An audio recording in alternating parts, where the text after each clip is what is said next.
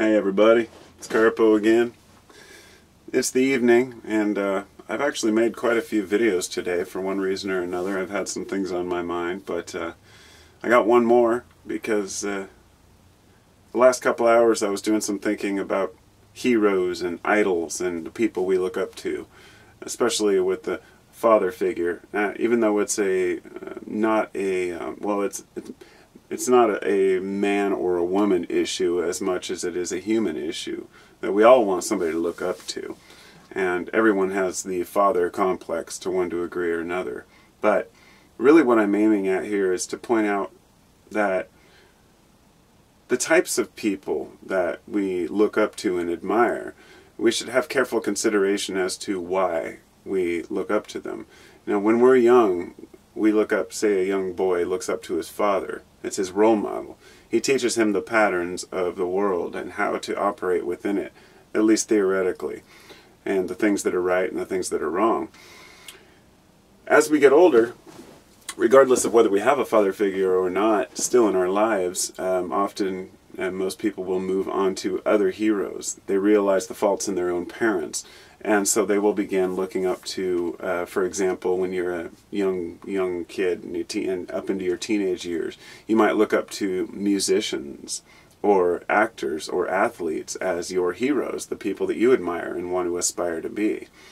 And when you get even older still, often we start to divert our tendencies to need an idol, or somebody rather who is in charge or aware. It's not always it's somebody who is a hero for what they do, but rather how they make us feel safe. Because ultimately that's, as humans, I think, our main concern is to know that we're watched over.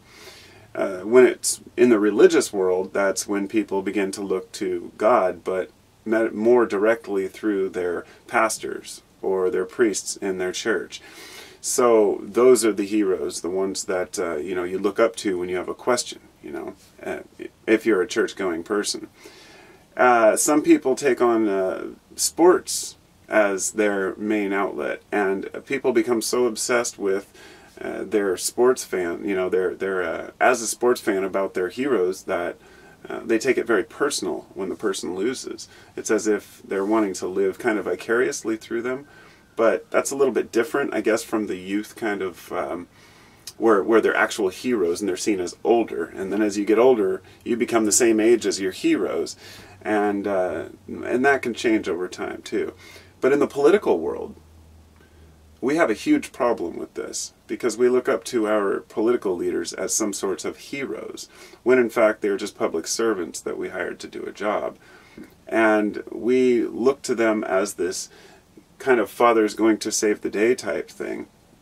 Well, the thing is, we rarely know our heroes. In fact, very few people have met their actual heroes, if you ask. I mean, I've inquired, and most folks have heroes that are somebody that they've never actually in person met. So the only idea we have of this person is what we've been told through other people's mouths, through the mouth of the person themselves, through other realities in the world and the media. And unfortunately, the media is a huge part of that, because a lot of people's heroes, they only know through what they see on the news or in television shows. And one thing I've found about heroes is people are willing to be talked down on by people who they consider to be of higher status. So a person's like, well, that's okay, they know what they're talking about. And in my opinion, I feel like a good hero or a true role model should never talk down on individuals just for the sake of doing so, but should use more, I guess, a Zen approach. Now, this is, of course, my subjective reality and what I consider to be people I admire.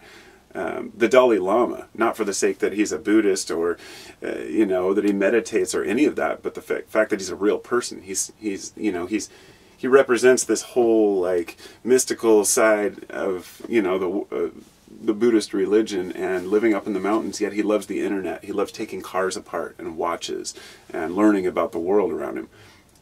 To me, the heroes are the ones that want to understand the world, not one little section of it or what they think about it. Now, a lot of people have father issues. Maybe they hated their father, or their dad wasn't there for them, And as much as I hate to say it, it really triggers a lot of angst later in life.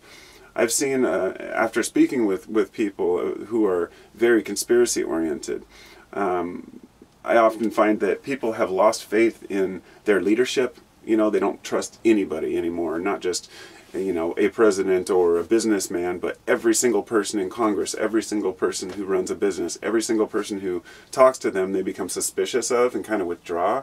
It's as if when a person's been let down enough times, they just put up the guard and say, everybody sucks. And I just think it's important to recognize that in ourselves if we start to feel that way.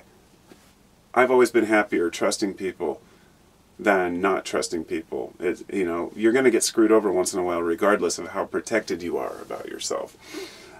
But one thing I've found, and the hardest thing to overcome and to even talk about, is the fact that people are stupid.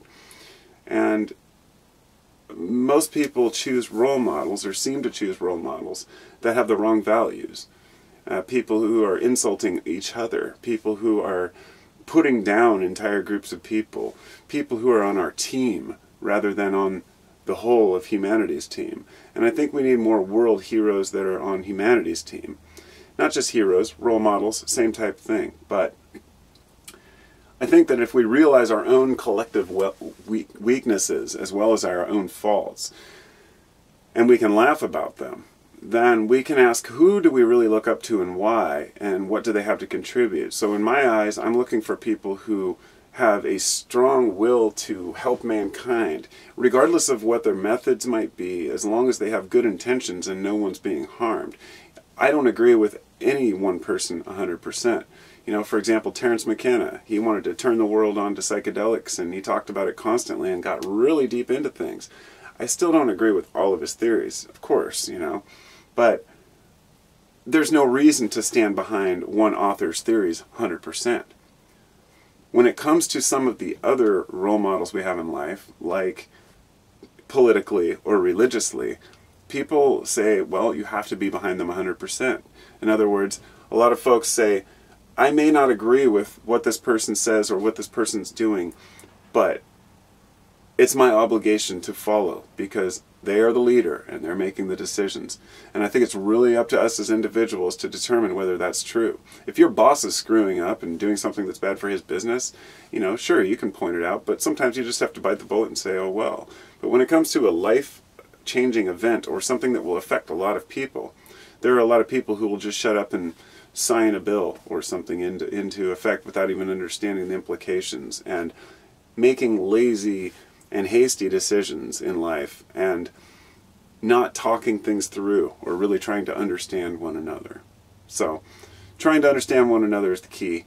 So I hope we get better at it. Talk to y'all later. Have a good day.